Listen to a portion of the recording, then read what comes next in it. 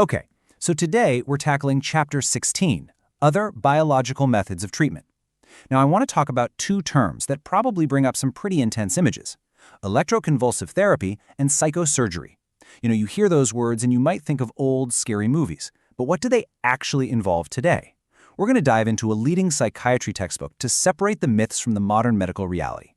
So yeah, what's the real story here? Let's forget all the sensationalized stuff for a minute. What does modern medicine actually have to say about these treatments? Well, that's exactly what we're here to find out. And to do that, our main guide is going to be a short textbook of psychiatry. We're going to stick to the facts laid out in Chapter 16 so we can get a really clear, evidence-based picture of what these procedures are all about in the 21st century.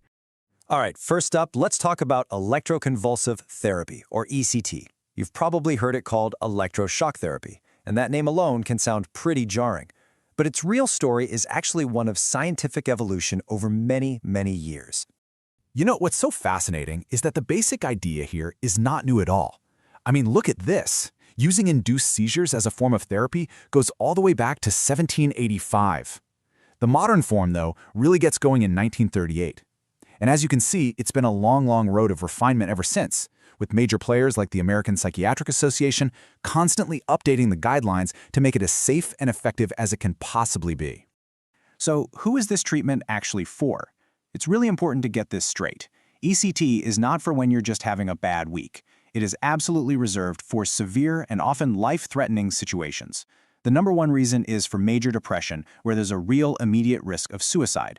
It's also used for patients who become so depressed they've stopped eating or drinking, or for conditions like severe catatonia. That's a state of total unresponsiveness when nothing else has worked. And what about safety? Well, here's something the textbook makes crystal clear. There's really only one absolute reason a patient can't receive ECT, and that's high pressure inside the skull. Now that's a huge deal, because it means that for most patients, even those with other serious health problems, the procedure is considered remarkably safe when it's done correctly. Okay, so what does modern ECT actually look like? I can promise you it is a world away from those old, frankly terrifying images you might have in your head. Let's walk through it step by step. Seriously, forget what you've seen in the movies.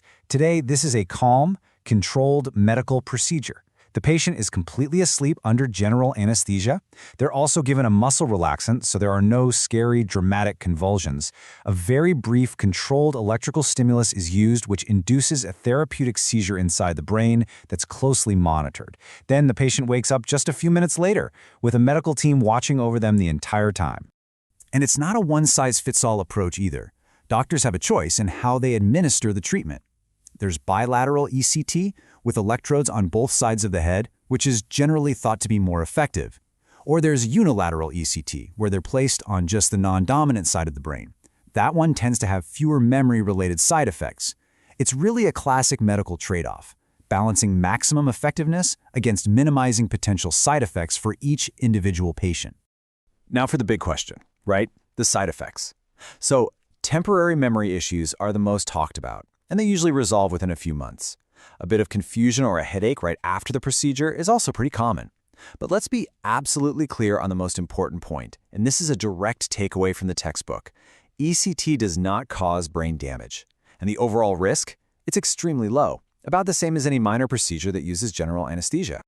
Okay, let's switch gears to our second topic, psychosurgery. Now, if ECT is misunderstood, this term is probably even more loaded.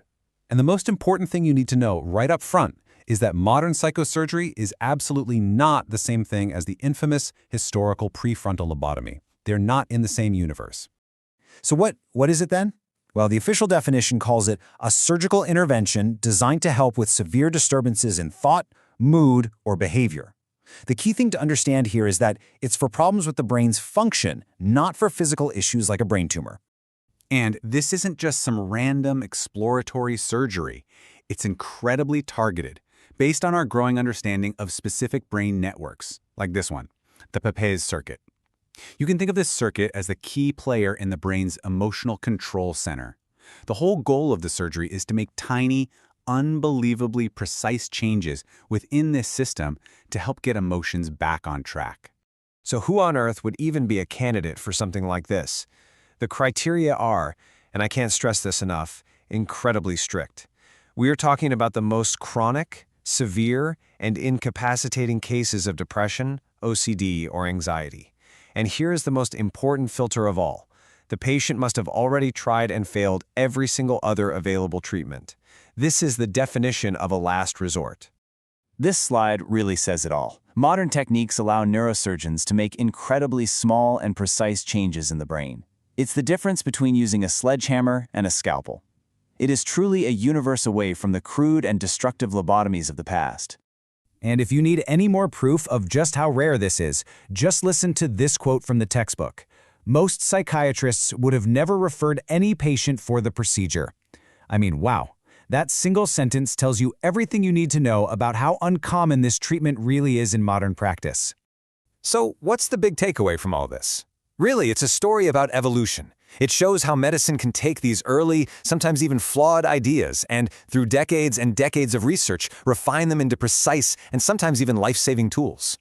So the bottom line is this. These treatments aren't just some historical curiosity. They are modern, highly specialized tools that are used as a final option for people with severe, life-threatening mental illnesses when absolutely nothing else has worked. And that kind of leaves us with a final question to think about. As medicine keeps advancing, how do we as a society update our own understanding of its most controversial treatments? How do we move past the old myths and really embrace the science? It's something worth considering.